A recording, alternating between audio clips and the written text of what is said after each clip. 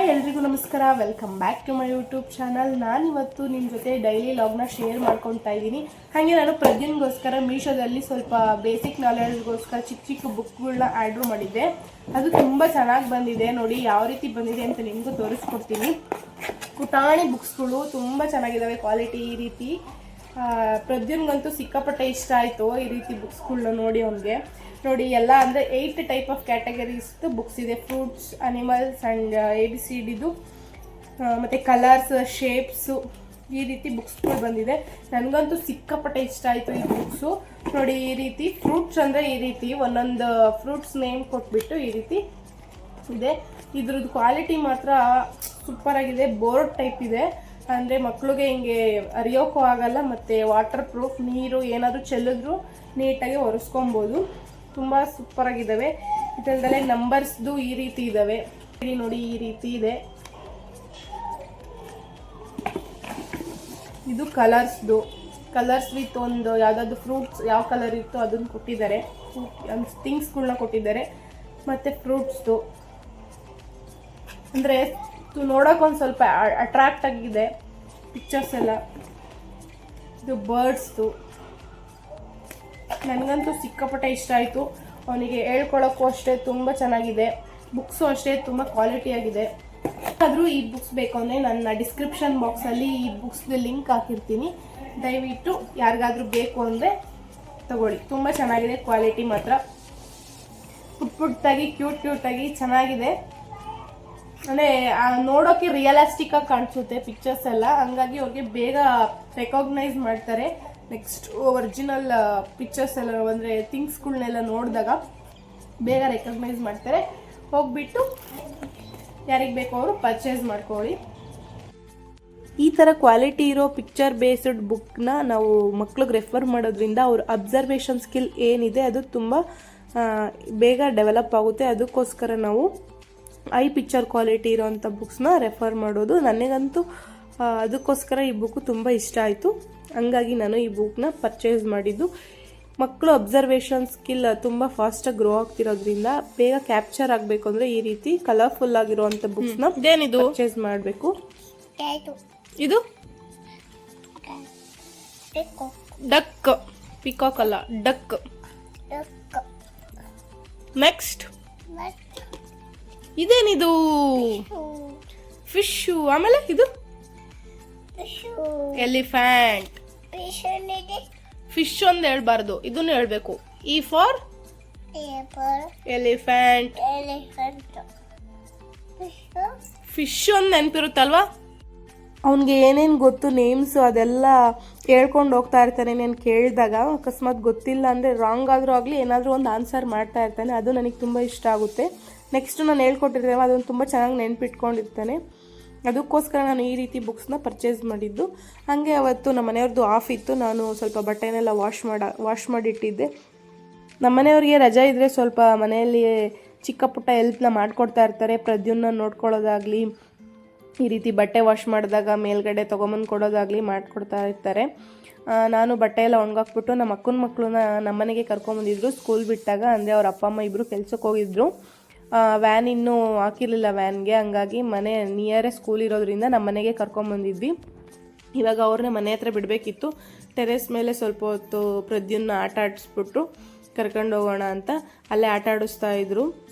ಬಟ್ಟೆ ಎಲ್ಲ ವಾಷಿಂಗ್ ಮಿಷಿನ್ಗೆ ಹಾಕಿದ್ವಿ. ಎಲ್ಲ ಹಾರಾಕ್ಬಿಟ್ಟು ನಾನು ಹಂಗೆ ನಮ್ಮ ಅಕ್ಕವ್ರ ಮನೆ ಹತ್ರ ಅವ್ರನ್ನ ಬಿಟ್ಬಿಟ್ಟು ಚಿಕನ್ ಕಟ್ ಮಾಡಿಸೋಕ್ಕೆ ಹೋಗೋಣ ಅಂತ ಹೊರಟ್ವಿ. ನೋಡಿ ಅವನಂತೂ ನಮ್ಮ ಮನೆಯವ್ರು ಇವತ್ತು ಸ್ಕೂಲ್ ಹತ್ರ ಕರ್ಕೊಂಬರೋಕೆ ಹೋಗಿದ್ರೆ ನಮ್ಮ ಮಾಮನ ಮಗ ಇವ್ರು ಯಾರೋ ಗೊತ್ತೇ ಇಲ್ಲ ಅಂದ್ಬಿಟ್ಟು ಅವನು ಅಯ್ಯೋ ಮತ್ತೆ ಪೇರೆಂಟ್ಸಿಗೆ ಫೋನ್ ಮಾಡಿ ಅವ್ರಿಗೆ ಫೋನ್ ಮಾಡಿದಾಗ ಕಳಿಸ್ಕೊಡಿ ಅಂದಿದ್ದು. ಅವಳು ನೋಡಿದ್ರೆ ಇವ್ರು ನಮ್ಮ ಚಿಕ್ಕಪ್ಪ ಅಂತ ಹೇಳೋಳೆ, ಅವ್ನು ನೋಡಿದ್ರೆ ನಂಗೆ ಗೊತ್ತೇ ಇಲ್ಲ ಅಂತ ಹೇಳ್ತಾನೆ. ನಮ್ಮ ಮನೆಯವ್ರಿಗಂತೂ ಶಾಕ್ ಆಗಿಬಿಡ್ತು.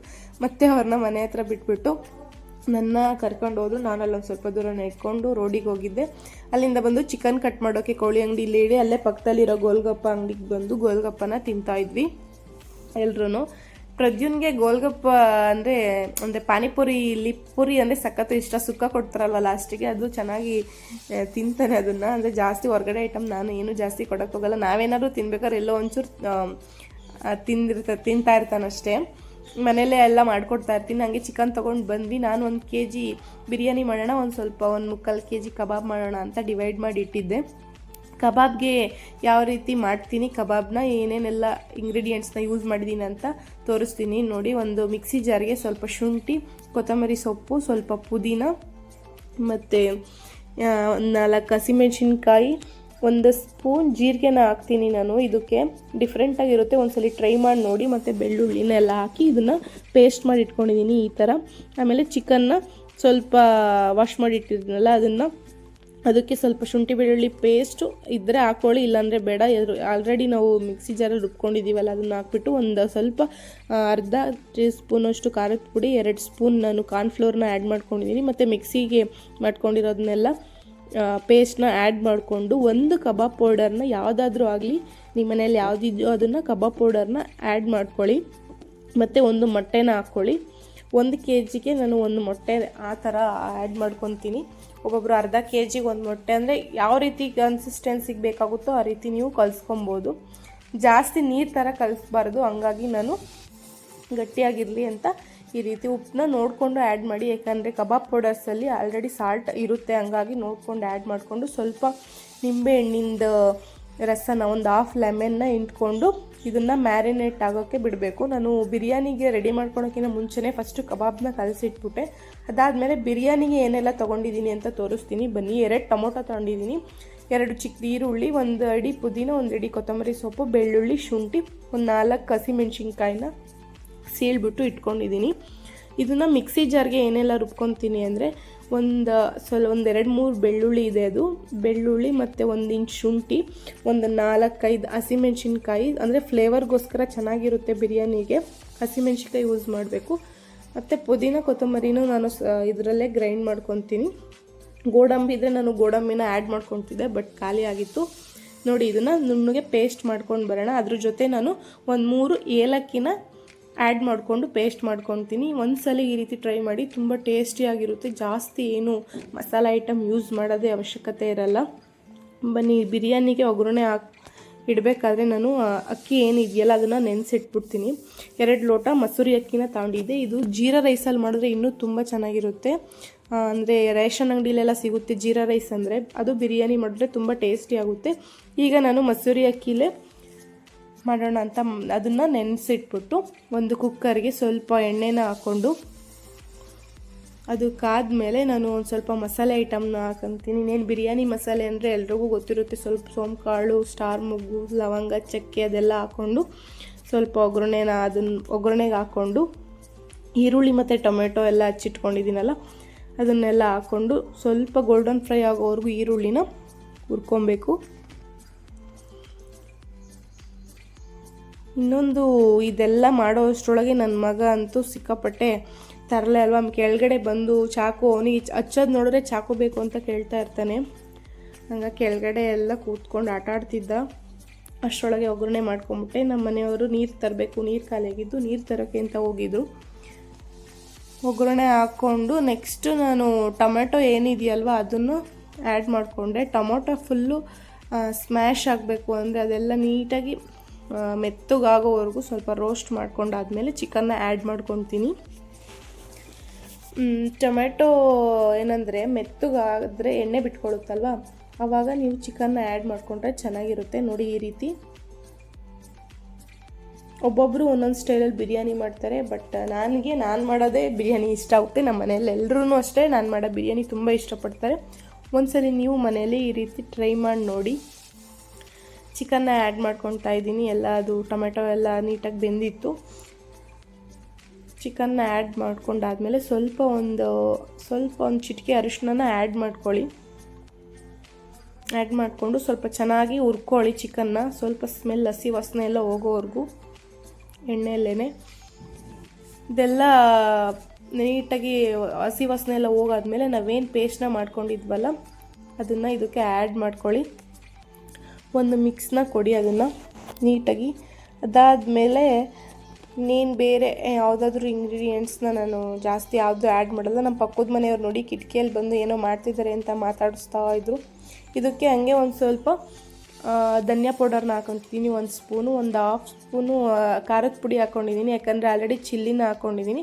ಹಾಗೆ ಒಂದು ಸ್ವಲ್ಪ ಬಿರಿಯಾನಿ ಪೌಡರ್ನ ಹಾಕ್ಕೊತಾ ಇದ್ದೀನಿ, ಜಾಸ್ತಿ ಏನಿಲ್ಲ, ಸ್ವಲ್ಪ ಬಿರಿಯಾನಿ ಪೌಡರ್, ಹಾಗೆ ಒಂದು ಸ್ವಲ್ಪ ಮೊಸರನ್ನ ಹಾಕ್ಕೊಂಡು ನೀಟಾಗಿ ಮಿಕ್ಸ್ ಮಾಡ್ಕೊಳ್ಳಿ. ಈ ಮಸಾಲೆ ಏನು ಹಾಕಿದ್ದೀವಲ್ಲ ಅದನ್ನೆಲ್ಲ ಚೆನ್ನಾಗಿ ರೋಸ್ಟ್ ಮಾಡ್ಕೊಬೇಕು. ಸ್ವಲ್ಪ ಉಪ್ಪನ್ನ ನೋಡಿಕೊಂಡು ಹಾಕ್ಕೊಳ್ಳಿ. ನಾನು ಆವಾಗಲೇ ಸ್ವಲ್ಪ ಹಾಕ್ಕೊಂಡಿದ್ದೆ, ಇವಾಗ ಒಂಚೂರು ಹಾಕ್ಕೊತಾ ಇದ್ದೀನಿ. ಚೆನ್ನಾಗಿ ಇದೆಲ್ಲ ಮಿಕ್ಸ್ ಆಗೋವರೆಗೂ ನೀಟಾಗಿ ಒಂದು ಸ್ಮೆಲ್ ಬರುತ್ತೆ, ಅದು ಬಿರಿಯಾನಿ ಸ್ಮೆಲ್. ಆವಾಗ ನಾವು ನೀರನ್ನ ಆ್ಯಡ್ ಮಾಡ್ಕೊಬೇಕಾಗುತ್ತೆ. ನೀಟಾಗಿ ರೋಸ್ಟ್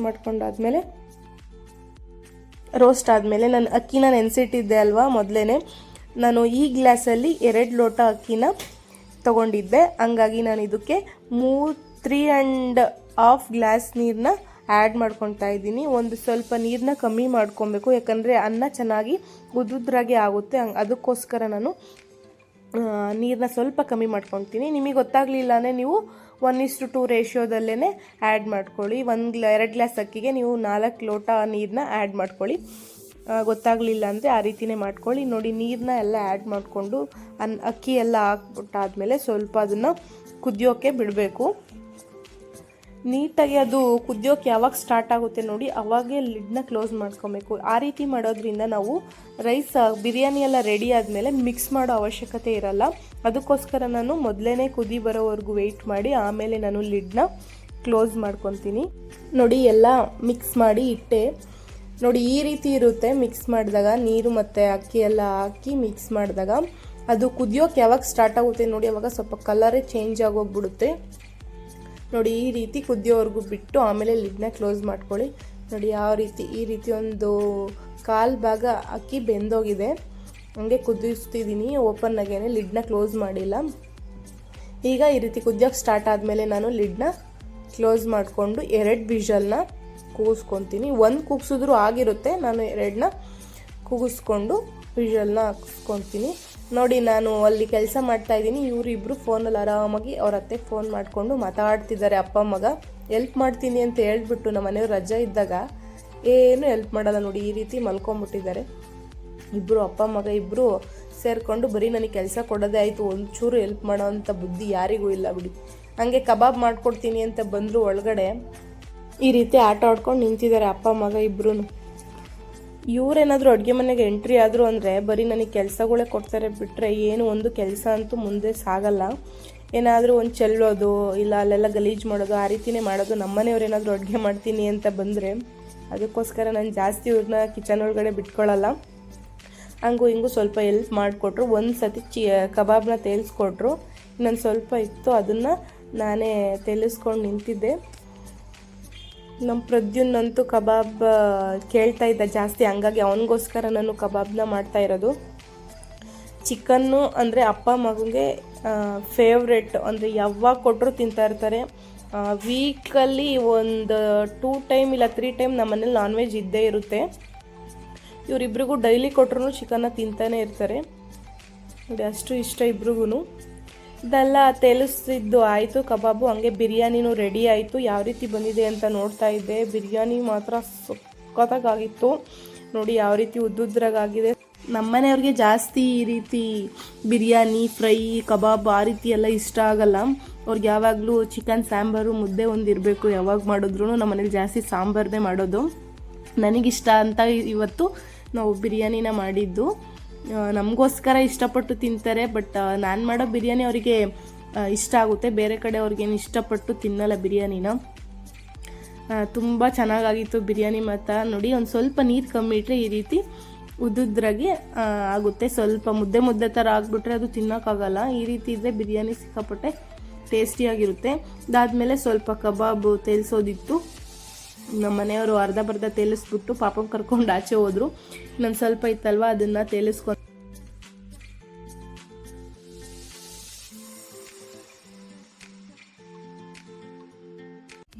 ಕಬಾಬ್ ಅಂದರೆ ನನ್ನ ಮಗುಂಗೆ ಸಿಕ್ಕಾಪಟ್ಟೆ ಇಷ್ಟ. ಕಬಾಬ್ ಒಂದಿದ್ರೆ ಊಟನೂ ಚೆನ್ನಾಗಿ ಮಾಡಿಬಿಡ್ತಾನೆ. ಒಟ್ನಲ್ಲಿ ಸೈಡ್ ಡಿಶ್ ಥರ ಏನಾದರೂ ಇರಬೇಕು. ನಮ್ಮ ಮನೆಯವ್ರಿಗೂ ಅಷ್ಟೇ ಸೈಡ್ ಡಿಶ್ ಇರಲೇಬೇಕು. ಊಟಕ್ಕೆ ಹಪ್ಳ ಆ ಥರ ನೆಂಚ್ಕೊಳ್ಳೋಕೆ ಏನಾದರೂ ಇರಲೇಬೇಕು ಅವರಿಗೆ. ಎಲ್ಲ ತೇಲ್ಸಾದ್ಮೇಲೆ ನಮ್ಮ ಚಿಕ್ಕಪ್ಪ ಬಂದಿದ್ರು ಊಟಕ್ಕೆ. ಅವ್ರಿಗೆ ಸ್ವಲ್ಪ ಬಡಿಸ್ಬಿಟ್ಟು ನಾವು ಎಲ್ಲ ಊಟ ಮಾಡೋಣ ಅಂತ ಕೂತ್ಕೊಂಡ್ವಿ. ನನ್ನ ಪ್ರದ್ಯುನ್ ಊಟ ಏನಾದರೂ ಕೆಳಗಡೆ ಇಟ್ಬಿಟ್ರೆ ನಾನು ಬಡಿಸ್ತೀನಿ ಅಂತ ಬರ್ತಾ ಇರ್ತಾನೆ. ನಮ್ಮ ಮನೆಯವರು ಬಿರಿಯಾನಿನ ಹಾಕ್ಕೊಂಡು ಟೇಸ್ಟ್ ಮಾಡೋಕೆ ಹಾಕಂತ ಇದ್ರು. ಹಾಗೆ ಪ್ರದ್ಯುನ್ಗೆ ಊಟ ಮಾಡಿಸ್ತಾ ಮಾತಾಡ್ಕೊಂಡು ಕೂತ್ಕೊಂಡ್ವಿ ಇಬ್ರು.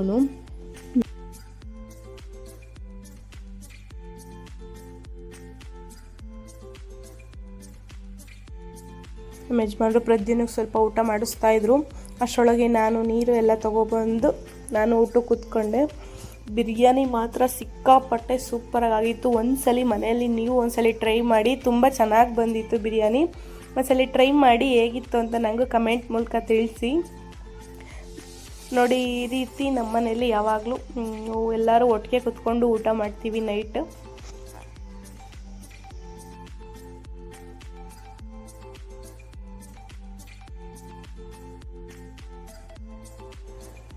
ನಮ್ಮ ಮನೆಯವರು ಊಟ ಮಾಡಿಕೊಂಡ್ರು. ನಾನು ಪ್ರದ್ಯುನ್ಗೆ ಫಸ್ಟು ಊಟ ಮಾಡಿಸ್ಬಿಟ್ಟು ಆಮೇಲೆ ನಾನು ಕೂತ್ಕೊಂಡು ಬಿರಿಯಾನಿನ ತಿಂದು ಎಲ್ಲ ಇನ್ನೇನೇನು ಕೆಲಸ ಇತ್ತು, ಪಾತ್ರೆ ಎಲ್ಲ ವಾಶ್ ಮಾಡೋದೆಲ್ಲ ವಾಶ್ ಮಾಡಿ ಇಟ್ಬಿಟ್ಟೆ ನೈಟೇನೆ.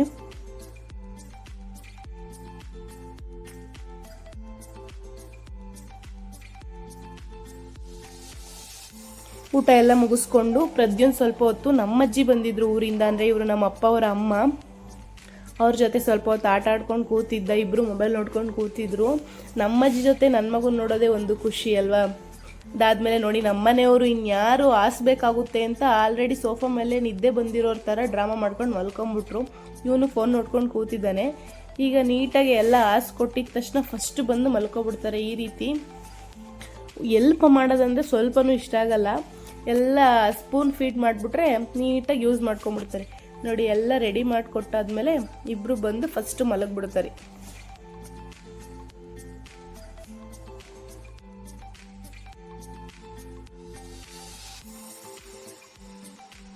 ನೋಡಿ, ಆವಾಗಲೇ ನಿದ್ದೆ ಬರೋ ಥರ ಆಡ್ತಾಯಿದ್ರು. ನೋಡ್ರಿ, ಇವಾಗ ಇಬ್ಬರು ಎಷ್ಟು ಚೆನ್ನಾಗಿ ಮಾತಾಡಿಕೊಂಡು ಕಾಮಿಡಿ ಮಾಡ್ಕೊಂಡು ಮಲಗಿದ್ದಾರೆ ಅಂತ. ಫೈನಲಿ ಇದಾಗಿರುತ್ತೆ ಇವತ್ತಿನ ಲಾಗ್. ಇಲ್ಲಿಗೆ ವಿಡಿಯೋನ ಎಂಡ್ ಮಾಡ್ತಾ ಇದ್ದೀನಿ. ವಿಡಿಯೋ ನಿಮಗೆ ಇಷ್ಟ ಆಗಿದೆ ಅಂತ ಅನ್ಕೊತೀನಿ. ವಿಡಿಯೋ ಇಷ್ಟ ಆಗಿದ್ರೆ ನನ್ನ ಚಾನಲ್ನ ಸಬ್ಸ್ಕ್ರೈಬ್ ಮಾಡ್ಕೊಳ್ಳಿ, ಲೈಕ್ ಕಮೆಂಟ್ ಶೇರ್ ಮಾಡಿ ಅಂತ ಕೇಳ್ಕೊತ ವಿಡಿಯೋನ ಇಲ್ಲಿಗೆ ಎಂಡ್ ಮಾಡ್ತಾ ಇದ್ದೀನಿ. Thank you for watching. ಎಲ್ರಿಗೂ ಶುಭರಾತ್ರಿ, good night, sweet dream. Bye ಮಾಡಮ್ಮ.